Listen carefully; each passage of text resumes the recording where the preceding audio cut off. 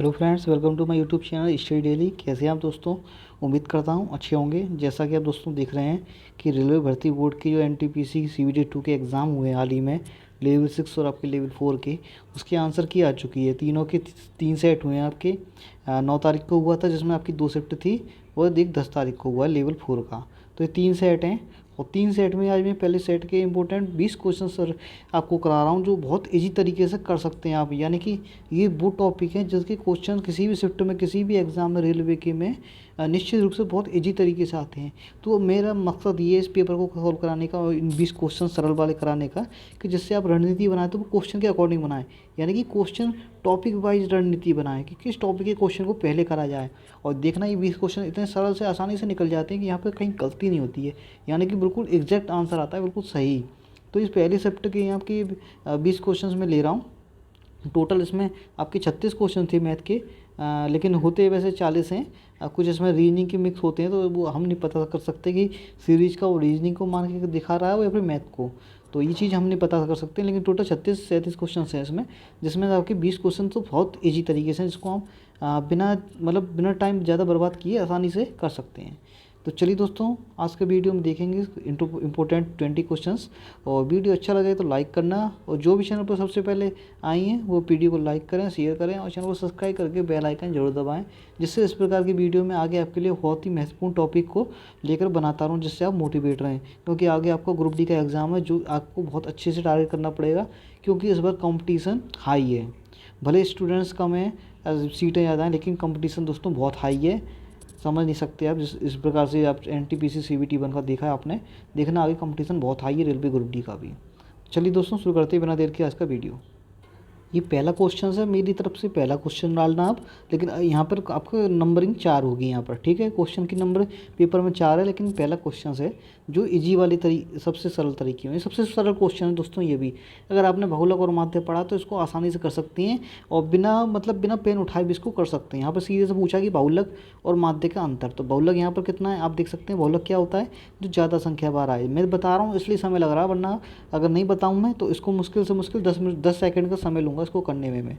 ये 12 आपका बहुलक दिख रहा है, यहाँ पर 3 बार आया है टोटल डिजिट में, इसलिए ये बहुलक हो गया, ठीक है। ऐसा पूछ रहा है माध्य। माध्य क्या होता है? माध्य आप एवरेज, यानी कि एवरेज टोटल संख्याएं का योग अपॉन जितनी संख्याएं हैं उनसे भाग। तो टोटल संख्याएं कितनी हैं आपकी? 1 2 3 4 5 6 7 8 9 10 हैं। तो टोटल आपकी 10 संख्याएं होगी। उसके बाद टोटल योग कर लो इनका। तो 4 और 5 9 और 6 15, 15 और 7 आपकी 22 और 8 30, और 42 और 9 51, और 62 51, और जी आपकी 63, और 5 68, और 12 80। तो ये हो गया आपके 80, ठीक है। आप इसी यहाँ से ये भाग दे देंगे तो 8 8 बचा आपका। तो 12 बहुलक में से आप 8 घटा देंगे, कितना बचेगा? 4।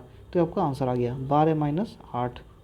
तो इजी तरीके से, बहुत इजी तरीके से कर सकते हैं इसको। मुश्किल से मुश्किल 10 से 15 सेकंड में आप आसानी से कर सकते हैं। अब ये वाला क्वेश्चन है, आप देखो दोस्तों, दूसरा क्वेश्चन है, ये व्यंजक को सरल करना है। ये भी सिंप्लीफिकेशन क्वेश्चन है, बहुत इजी क्वेश्चन है। इस पर मतलब टॉपिक के जो क्वेश्चन आते हैं ना, इन टॉपिक के क्वेश्चन बहुत इजी आते हैं। सिर्फ इनमें सिर्फ कैलकुलेशन है थोड़ी सी, वो भी। अब देखो यहाँ पर लिखा 12 है, 12 माइनस, इसको मुँह जुबानी करके कोशिश करो। 12 माइनस 6 भागे 2, तो 2 का भाग देंगे तो 3 आ जाएगा। तो माइनस के 3 और प्लस के 4, तो कितने बचे? प्लस के 1। तो प्लस के 1 इसमें 12 में जुड़ जाएंगे तो ऊपर कितने बचेगा? 13। अब नीचे 3 का स्क्वायर 9, 9 इंटू 3 27, 27 में से 7 गए तो 20, 20 प्लस 6 26। तो 1/2 आ गया।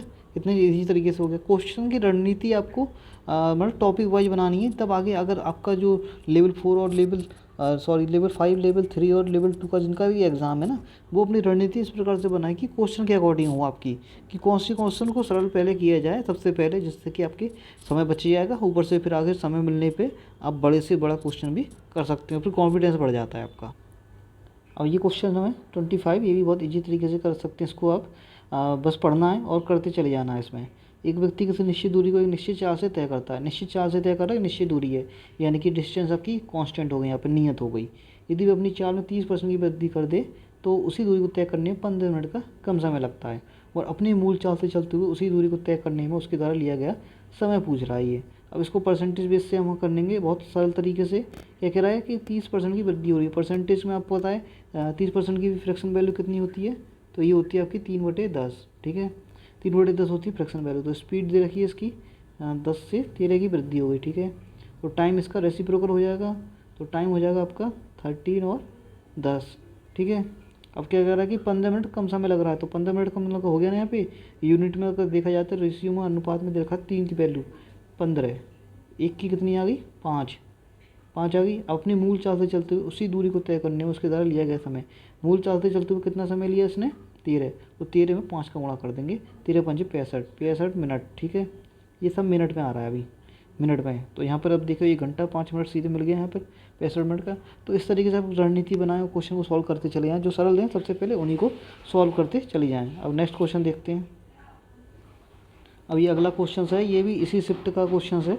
ये भी देखो बहुत ईजी क्वेश्चन है, इसको भी अगर आप करो तो आसानी से बहुत जल्दी तरीके से कर सकते हैं। अब देखो एचसीएफ पूछा है इसमें, एचसीएफ जानती हैं सब कि कॉमन फैक्टर, तो इसमें दो सबसे नज़दीक वाली संख्या लो और उसमें कॉमन ढूंढो आप।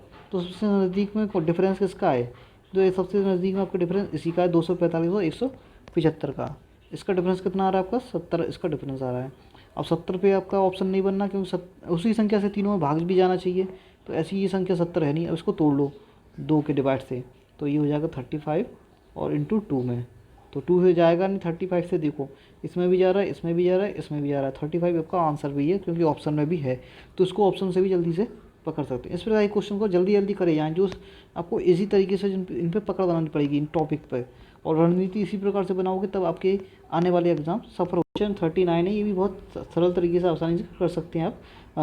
30 संख्या को औसत दे रखा है 55, और पहली 15 का दे रखा है इसने 51, अंतिम 12 का दे रखा है 56, ठीक है। 68 और 74 दो संख्या इसने दे रखी हैं, शेष 3 संख्याओं को ऐसा पूछा है। तो इसमें सबसे पहले क्या करते हैं, आपको टोटल का पहले गुणा भाग कर दें, इसमें टोटल का गुणा 30 का गुणा कर दें 55 में, तो ये आपको हो रहा है 1650। उसके बाद ये कह रहा है कि 15 पहली 15 संख्याओं का औसत 51 है, तो यहाँ से सबका निकाल लें, तो सबका हो जाएगा 15 गुणा 51, ये आपका हो रहा है 765, ये हो गया 765। उसके बाद ये 12 का गुणा करना है इसमें आपको 56 में, इसका गुणा इसमें कर दें तो ये होगा आपका 672, 672, ठीक है। और इनको जोड़ लें, ये बैठ रहे हैं आपके 1437, 1437 आ गया। अब इसमें से इसको घटा दें तो ये आपके यहाँ पर आ जाएगा आपका 213। अब 213 आ गया। अब 213 के बाद यहाँ पे दो संख्या इसमें दे रखी हैं, एक 68 दे रखी है और एक 74 दे रखी है, ठीक है। तो 68 और 74 का योग कर लो, और शेष तीन संख्याओं का वो आ गया आपका गुणनखंड योग, ठीक है। और शेष दो संख्याओं और जोड़ दो इसमें, तो 67 और 68 और ये 74 आपकी हो गई 142। अब इसको जोड़ देंगे तो ये 5, 5 और 3, ठीक है। अब इसमें 5 से डिवाइड कर दो तो आ गया 71। यही आपका पूछ रहा है कि शेष 3 संख्या को औसत कितना है। तो इसमें एक दो दे रखी और शेष 3 संख्याएँ और जोड़ दी हमने, टोटल 5 संख्याएँ हो गई, उनका एवरेज निकाल दिया हमने, 71 पूछ रहा है। इसी प्रकार से अब ये वाला क्वेश्चन थोड़ा ट्रिकी है, क्योंकि इसमें कैलकुलेशन जो है आपकी डिवाइड में करनी है और ब्रैकेट में करनी है, तो इसलिए। और इस सबको सबसे पहले सॉल्व करते हैं इसमें डिवाइड वाले ब्रैकेट में जो है, तो ये आपका हो जाएगा 4/5, ठीक है। उसके बाद माइनस के आपके 3 और प्लस माइनस के 3 प्लस के 2, तो माइनस का 1 बचेगा, और नीचे आपका ऊपर मल्टीप्लाई हो जाएगा 8 का, जो 8 का बाहर का मल्टीप्लाई है। सबसे पहले ब्रैकेट ही सॉल्व करते हैं, ठीक है। उसके बाद जो चिन्ह आते हैं बॉड मास के अकॉर्डिंग वो, तो 3 का स्क्वायर पहले कितना हो जाएगा 9, 9 8 72 में से 8 चले जाएंगे यहाँ पर, तो कितने बचेंगे 64, ठीक है। ये हो गया सॉल्व। अब ऊपर आपका 5 एकम 5 और प्लस के 4, तो ऊपर कितने बचे माइनस के 1/5, तो ऊपर आपके बचे पॉजिटिव में कर लो आप 8/5, ठीक है। और नीचे आपके 64 बचे, ये आपका 64 है, ठीक है। तो अब यहाँ पर करना क्या है, और इसके नीचे वन मान लो, कुछ नहीं है तो बटे में कुछ तो मानना पड़ेगा, इसका इसमें मल्टीप्लाई हो जाएगा, इसमें इसका मल्टीप्लाई हो जाएगा, तो कितना बचेगा वो, अब बचेगा आपका 1 + 8/5 इंटू 64, ठीक है। अब 8 का गुणा लग जाएगा इसमें, तो ये 8 चला जाएगा 8 बार। अब 8 × 5 = 40, 40 से कम 40 और 1 41, तो ऊपर कितना बचा वो 41/40। तो इस तरीके से इसको सॉल्व करना था थोड़ा सा। अब इसमें ज़रा सी भी सिंबल की इधर उधर हेर फेर कर दिया आपने, आगे पीछे कर दिया ना, तो इसमें टाइम लग जाएगा फिर आपको। अब ये वाला क्वेश्चन है, देखो ये बहुत ईजी क्वेश्चन है। अब देखो इसमें 56 दे रखा है, 14 भाग लगाना है इसमें, तो 14 का भाग लगा दो 56 में, 14 × चौदह तिया 42, चौदह चौका 56, तो 4 बचा, और 4 का मल्टीप्लाई करना है इसमें 2 के स्क्वायर में, तो कितना बचेगा, यहाँ पे भी 4 बचा, 4 4 16, तो यहाँ पे 16 हो गया, और 12 है यहाँ पे 6 में भाग लगा दो 3 का, तो 3 का भाग 2 बार गया, तो 12 दूनी 24, ठीक है। फिर आपका यहाँ पे बचा कितना, प्लस के 10 बराबर जेड, तो 16 प्लस के 16 और प्लस के 10 कितने हो गए 26, माइनस के 24 कितने बचे, प्लस के 2, तो प्लस का 2 आ गया यहाँ पर आंसर। कितने इजी तरीके से हो गया आपका। मेरा क्वेश्चंस कराने का टारगेट ये है कि आप उन क्वेश्चन को सबसे पहले ढूंढते जाएं जो सरल हैं, जिनको आप आसानी से कर सकते हैं, एक निगाह में पकड़ सकते हैं, तो ऐसे क्वेश्चन सबसे पहले ढूंढें। जैसे ये वाला क्वेश्चन है, अगर आपने कभी एक बार लगाया होगा तो उसको जल्दी पकड़ लेंगे, वरना थोड़ा सा समय लगेगा। तो कैसे करेंगे इसको, 2 अंकों वाली एक संख्या का 1/7वां भाग उस संख्या के आधे से 15 कम है, और 2 अंकों वाली उस संख्या के अंकों का योगफल पूछ रहा है। ये भी इजी है, अगर आपने बेसिक कर रखा है अर्थमेटिक में यानी कि नंबर सिस्टम, तो कर सकते हैं। 2 अंकों वाली संख्या मान लो एक्स वाई, ठीक है, सरल सी मान लेता हूँ मैं, एक्स वाई का 1/7वां भाग बराबर उस संख्या के एक्स वाई का ही आधा, 2 का भाग लगा दो, 15 कम है, ठीक है। अब आगे सॉल्व करना है, आगे गुणा भागी करनी है। अब इसमें ऊपर क्या बचा, एक्स वाई अपॉन 7 बराबर एक्स वाई अपॉन 2 माइनस ऊपर कितना बचा, 15 दूनी 30, तो ऊपर 30 हो गया, ठीक है। अब इसका क्रॉस मल्टीप्लाई होगा यहाँ पर, तो ये हो जाएगा 2xy बराबर 7xy और माइनस के 13, और माइनस के 210 हो जाएगा ये, ठीक है, 210 हो जाएगा माइनस के, तो यहाँ पर माइनस के 210 हो गया, तो माइनस के 210 है, इसको इधर भेजो और 2xy को इधर भेजो, तो फिर यहाँ पर कितना बचेगा आपका 5xy बराबर 210, ठीक है। तो xy की वैल्यू कितनी आ जाएगी, फिर यहाँ से xy की वैल्यू आ जाएगी 5 चौक 20 और 5 दूनी 10, 42। अब 42 में पूछ रहा है कि 2 अंकों वाले उनका योगफल पूछ रहा है, तो योगफल कैसे होगा, 4 और 2 6, ये इस प्रकार से इसको निकालना है। अगर इस क्वेश्चन को देखा जाए दोस्तों, ये भी बहुत इजी क्वेश्चन है, तो इसको भी आप आसानी से कर सकते हैं। इसमें माध्य दिया है, संख्याएं दे रखी हैं के, इसका माध्य दे रखा है 21.5 और प्रेक्षण दे रखे हैं, और पी का बहुलक 29 है, ठीक है। p माइनस के का मान पूछ रहा है, तो यहाँ पर सबसे पहले आप बहुलक देखो, बहुलक तो यहाँ पर पूछ रहा है कि बहुलक 29 है, तो यहाँ पर बहुलक 29 दिख रहा है क्या, इसमें नहीं दिख रहा है, तो वो किस में छुपा हुआ, p में, p की जगह पे बहुलक 29 है, तो 29 पे यहाँ पर आ जाएगा 1 और 2 3 हो जाएंगे वो टोटल, तो फिर 29 हो गया आपका बहुलक, ठीक है। अब ये कह रहा है यहाँ पर पिछड़ों का माध्य के है, के का मान और निकालना है हमें यहाँ से, वो यहाँ से निकलेगा, तो होगा क्या, इसमें इसका आपका योग करना है, प्रेक्षण है, माध्य निकालना है यानी कि एवरेज। तो टोटल कितनी संख्या है आपकी, इनका सबसे पहले योग कर लो, तो ये हो बैठ रही है आपकी 29 और 36 51 18 और 7 19 के ये आपकी बैठ रही है 130, ठीक है, 130 प्लस कितने के हैं 2 के अपॉन टोटल संख्या कितनी है डिजिट, तो ये आपकी बैठ रही है 1 2 3 4 5 6 7 8 9 संख्या बैठ रही है आपकी, ठीक है। 9 नहीं है आपकी, ये कमी है, 8 में, ठीक है, तो 8 है ये, इनका माध्य दे रखा है बराबर 21.25। अब इसका इधर क्रॉस मल्टीप्लाई करते जाओ, इसमें बस करना क्या है, क्रॉस मल्टीप्लाई कर दो, और उसके बाद देखो ये आपके हो जाएगा 130 प्लस 2k बराबर, जब इसका मल्टीप्लाई करेंगे तो 25 से 8 बार चला जाएगा 200 बार, तो 200 की यानी कि 0 लग जाएगी, डबल 0, और ये आपका 21 हो जाएगा 170, तो ये आपका 170 हो गया, ठीक है। और 2k की वैल्यू यहाँ से निकालनी है, तो 130 का इधर पक्षांतर कर देंगे तो कितना बचेगा 40, तो k की वैल्यू कितनी आ जाएगी यहाँ से 20, हमको ये निकालनी थी k की वैल्यू, p की वैल्यू यहाँ पर 29 दे रखी है, तो p माइनस k यानी कि 20, तो कितना आ गया 9। तो इसको भी आपने आसानी से कर लिया, कोई ज़्यादा समय नहीं लगेगा जब करेंगे, तुम समझाने में थोड़ा समय लगता है, लेकिन जब आप खुद करेंगे उसको तो ज़्यादा समय लगेगा नहीं। और ये वाला क्वेश्चन है, ये भी बहुत इजी हो जाएगा, बहुत आसानी से हो जाएगा, मतलब जल्दी। यदि y का 2/3 यानी कि y का मल्टीप्लाई हो गया यहाँ पे 2y/3 बराबर 8z/15, ठीक है।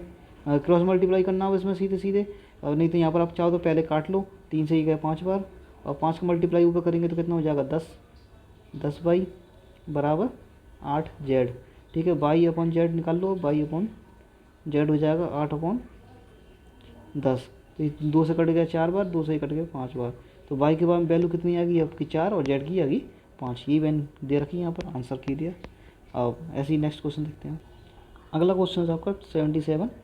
यदि किसी संख्या का 23.5% 11.75 के बराबर है तो संख्या ज्ञात करनी है। ये भी बहुत आसानी से हो जाएगा।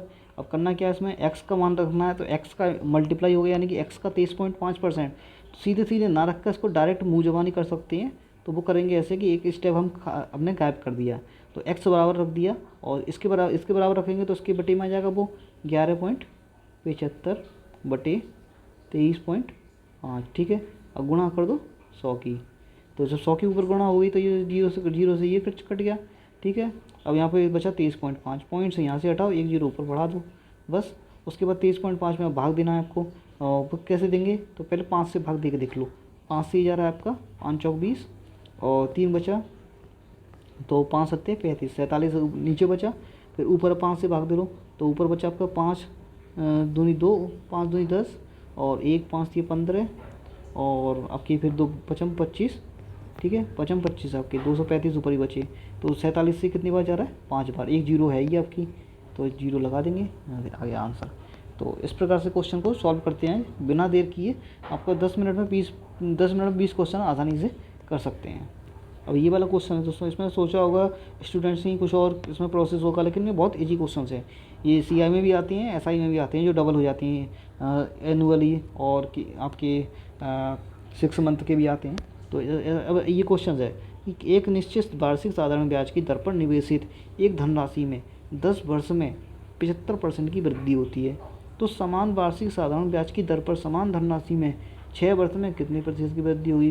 तो यहाँ पर आप लॉजिकली सोच सकते हैं कि 10 वर्ष में 75% की वृद्धि है, तो एक वर्ष में कितनी बढ़ रही है आपकी 7.5। ठीक है, तो 6 वर्ष में कितनी होगी, तो 6 का मल्टीप्लाई ऊपर कर दो, 6 का मल्टीप्लाई इधर कर दो, तो यहाँ से आ जाएगी आपकी, यानी कि 2 वर्ष में आपकी 15 हो रही है, तो 3 में गुणा कर देंगे तो कितनी हो जाएगी, 15 थी 45। तो यहाँ से इस प्रकार से लॉजिक लगाना है आपको। अब क्वेश्चन जो है फॉर्मूला बेस पे कम हो रहे हैं, वो लॉजिकली थोड़े ज़्यादा भागते जा रहे हैं। जैसे रीजनिंग में लॉजिक बढ़ता जा रहा है दिन प्रतिदिन। एक ये क्वेश्चन है, अगर स्टूडेंट्स ने इसमें गुणा भाग करने लग गया होगा तो निश्चित रूप से उसने 2 मिनट इसमें खाली होंगे, जबकि ये क्वेश्चन मुश्किल से 10 सेकंड का भी नहीं है। अब कैसे, क्योंकि यहाँ पर मेंशन कर दिया इसने कि लगभग निकटतम मान है। तो लगभग निकटतम का आप समझ सकते हैं कि लगभग में क्वेश्चन किस प्रकार से करे जाते हैं, तो वो लगभग वही मान के करे जाएंगे। आंसर में थोड़ी लगभग आ रहा है, तो यहाँ पर लगभग कोई मान लो। अब जैसे 499.37 दे रखा है, तो उसको आप मान लो 500। ठीक है, मैं स्क्रीन थोड़ा और बड़ी कर देता हूँ। अब देखो, अब इसको 499 को दे रखा है, तो इसको 500 मानो आप। ठीक है, और 1.95 दे रखा है, इसको 2 मानो, और मल्टीप्लाई इधर प्लस है, तो इस 4.79 है, तो मतलब 4.5 से ऊपर है, तो इसको 5 मानो। माइनस है, और ये नीचे दे रखी वैल्यू, तो इनकी कोई ज़्यादा वैल्यू होती नहीं है, क्योंकि ये भाग दे रहा है 2.87 में 19 पॉइंट का, तो उसको छोड़ दो।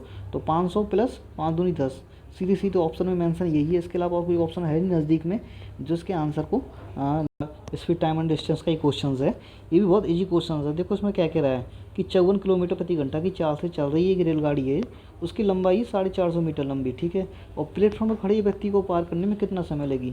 तो प्लेटफॉर्म पर जो खड़ा व्यक्ति है उसको पार करने में कितना समय लेगी, ये पूछ रहा है ये। ठीक है, तो जब इस प्रकार के क्वेश्चन आए और आपकी भी देखो आंसर किस में दे रखे हैं, सेकंड में दे रखे हैं, यानी कि बेसिक वैल्यू में दे रखे हैं। तो सबसे पहले 54 को तोड़ना है, तो 54 को जब तोड़ना है तो हमको पीछे जाना है, यानी कि आपकी बेसिक यूनिट में जा रहा है। तो उसमें करना क्या कि अब जो ऊपर उस संख्या से गुणा भाग करें जो छोटी हो, यानी कि 54 को तोड़ने के लिए 5/18। तो ऊपर 5 लिखें, जब पीछे जाना हो तो ऊपर 5 लिखें, जब आगे जाना हो यानी कि किलोमीटर प्रति घंटा में जाना हो तो ऊपर 18 से गुणा करें और नीचे पीछे 5 से भाग करें। तो यहाँ से देखो 18 से गया 3 बार, तो कितना आ गया 5 से 15। 15 का इसमें भाग दे दो, आपको मीटर की लंबाई में आपको समय का भाग देना, सीधे सीधे स्पीड का भाग देना, समय आ जाएगा 30 सेकेंड। हो गया इसी तरीके से। इसी प्रकार से अगले क्वेश्चन भी करते चले जाएँ। अब ये क्वेश्चन से आपका ये भी सरल ही करना है। तो इस प्रकार से जो क्वेश्चन आए जा रहे हैं इनको पकड़ो, आप इनमें पकड़ बनाओ और इन्हीं को रणनीति बना दो। सबसे पहले सॉल्व करो, इन्हीं को सबसे पहले काटो आप। तो अब ये इसमें ब्रैकेट को सॉल्व करना सबसे पहले, तो ये मुँह जवाब नहीं हो सकता है। जैसे कि 40 + 24 है, 24 में कैसे करते हैं इसको, देखो 1 मिनट रुको। देखो इसको सबसे पहले सॉल्व करें आप ब्रैकेट में भाग को। तो 24 में आप 8 से भाग दे दें तो 8 × 24, अब 3 का उसमें मल्टीप्लाई करेंगे तो 6 3 18 है, और 40 प्लस 18, 18 माइनस 4 चौक 16, तो ये आपके यहाँ पर कितने बचे 2, तो यहाँ पे आपके अंदर कितने हो गए ब्रैकेट में 42, ठीक है। तो आपके 72 माइनस 4 इंटू 42, ठीक है, प्लस 20, यही हो गए डिजिट आपके, ठीक है। अब यहाँ पर 42 में आपको मल्टीप्लाई करना है कितने का 4 का, तो 42 में हम मल्टीप्लाई करेंगे तो 4 दूनी 8 और 4 चौक 16, 168, और माइनस के, और ये 72 और आपके ये हो गए 92, तो 92 इसमें से आप घटाएंगे अब, तो 92 माइनस के आपके बड़े वाले साइन के साथ रहेंगे, यानी कि 168 के साथ, तो आपके यहाँ पर आएगा 6, और आपके यहाँ पे चले जाएंगे 16 में से ये 7, ठीक है, तो माइनस के 76, ये आपका संख्या आ गई। तो इस प्रकार से क्वेश्चन सॉल्व करें। ये इसका क्वेश्चन है, इसमें बहुत सरल क्वेश्चन है, इसमें समय नहीं लगेगा अगर आपने 1-2 बार इसको अच्छे से कर रखा है, तो जिसको भी आगे एग्जाम देना है वो अच्छे से सीख लें इसको। जैसे इसमें दे रखा है 5 वर्ष पूर्व पिता उसके पुत्र की जो आयु है वो 7 और 2 थी, ठीक है। उसके 5 वर्ष बाद उसके पुत्र और पिता की आयु कितनी हो गई, पिता और पुत्र की आयु 9 4 हो गई, ठीक है। तो कितने वर्ष बाद पिता की जो आयु उसके पुत्र की आयु की 2 गुनी हो जाएगी, ये पूछा है इसमें। इसमें करना कुछ नहीं, बस आपको सॉल्व करते जाना है, आगे जो समीकरण दे रखा है उसको बस दिमाग में रखना, ठीक है।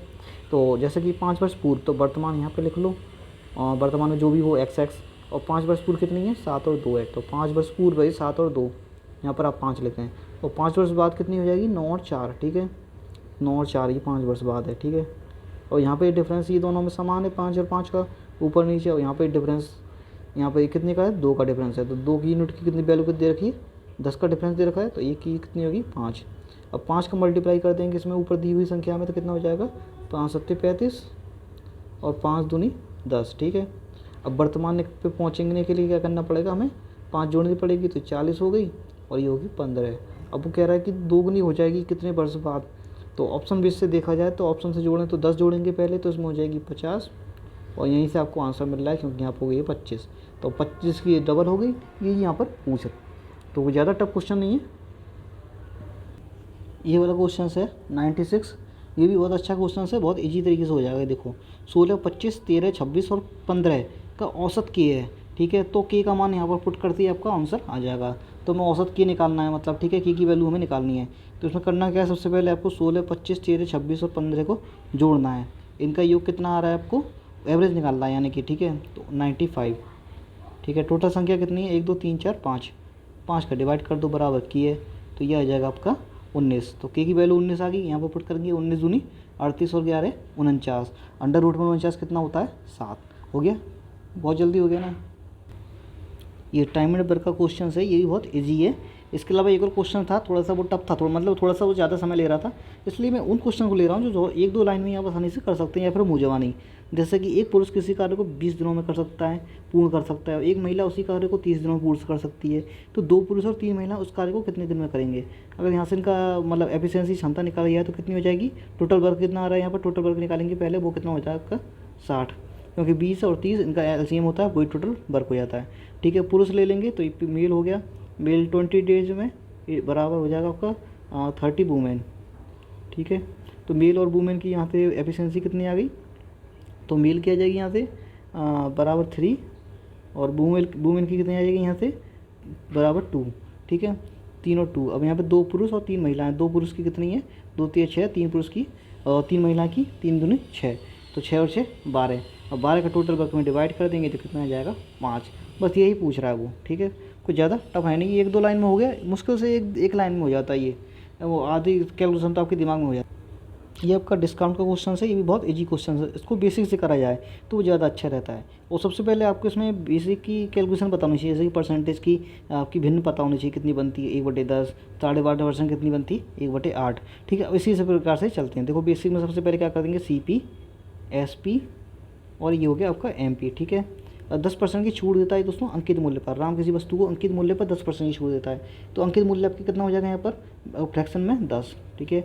और बेच रहा कितने पे है, वो 9 पे बेच रहा है 1% की छूट देकर, ठीक है। फिर भी उसे 12.5% का लाभ, यानी कि 1/8 यानी कि 8 रुपये पे 1 रुपये का प्रॉफिट हो रहा है। तो बेसिक पे वो तो CP पे हो रहा है आपका, तो CP कितना हो गया 8 हो गया, और प्रॉफिट कितना हो रहा है 1 का, तो 9 SP हो गया। अब वो पूछ रहा है कि यदि वह उस वस्तु को अंकित मूल्य पर ही बेचे तो उसे लाभ कितना होगा, यानी कि जो वस्तु है उसने अंकित मूल्य पर बेची है, अंकित मूल्य 10 है और ख़रीदी उसने 8 में, तो कितने का प्रॉफिट ले रहा है 2 का 8 पे गुणा 100, तो यहाँ से आपकी 2 से 4 गया और 4 का भाग देंगे तो 25% हो गया। जब इसको आप बेसिक से करें तो बहुत ज़्यादा सही रहता है।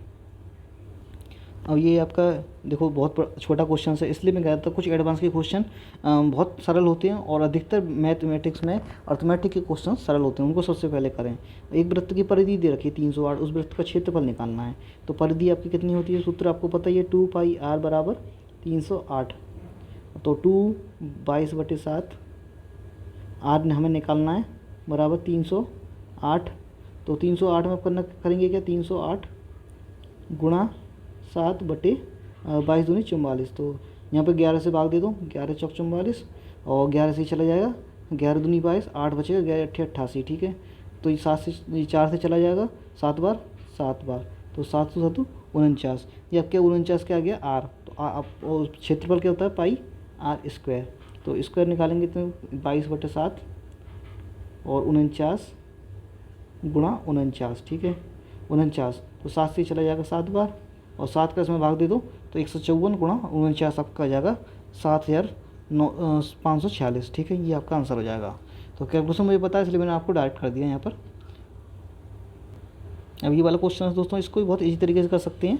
देखो अब 0.7 रखा है भैया, वाई की हमें वैल्यू निकालनी है, तो सीधी सी बात है कि यहाँ पर वाई का वैल्यू इधर करनी पड़ेगी। तो वाई बराबर आपके हो जाएगा यहाँ पर 10.2/0.17, ठीक है। यहाँ से पॉइंट हटाओ, ऊपर से पॉइंट हटाओ, तो यहाँ से जब पॉइंट हटाएंगे तो ऊपर 2 जीरो बढ़ जाएगी, तो यानी कि 1 जीरो रहेगी ऊपर, ठीक है। और 70 से भाग दे दो, 70 छिक्के 102, 60 आ गया आपका आंसर। बहुत जल्दी हो गया। और ये मेरे वीडियो का आखिरी क्वेश्चन है, देखो इसको भी मैं बहुत आसानी से बता देता हूँ।